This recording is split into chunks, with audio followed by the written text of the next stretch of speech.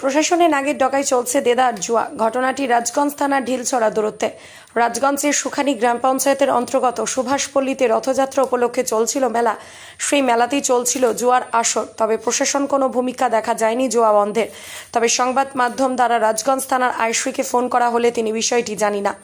এক কথায় আকাশ থেকে পড়ার মতো আচরণ করলে স্থানীয় সূত্রে জানা গিয়েছে রথযাত্রা উপলক্ষে শুরু হয়েছে মেলা।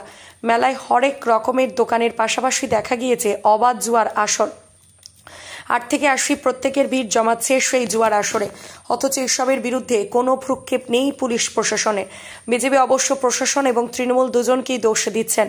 বিজেপির রাজগঞ্জ ব্লকের কনভেনার নিতাই মণ্ডল বলেন, তৃণমূল এবং পরাশরের নেতৃত্বেই জুয়া পরিচালনা হচ্ছে। আর যেখান থেকে কাটমানি তোলা বাজি চালাচ্ছে এরা।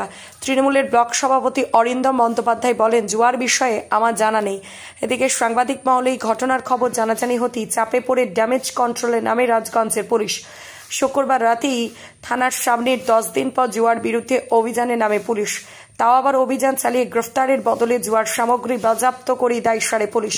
তবে এই বিষয়ে রাজগঞ্জ থানার আইসি অনুপম মজুমদার বলেন, খবর পাওয়া মাত্রই শুক্রবার রাতেই জুয়ার আসর বন্ধ করে দেওয়া হয়েছে, বাজেয়াপ্ত করা হয়েছে জুয়ার সামগ্রী।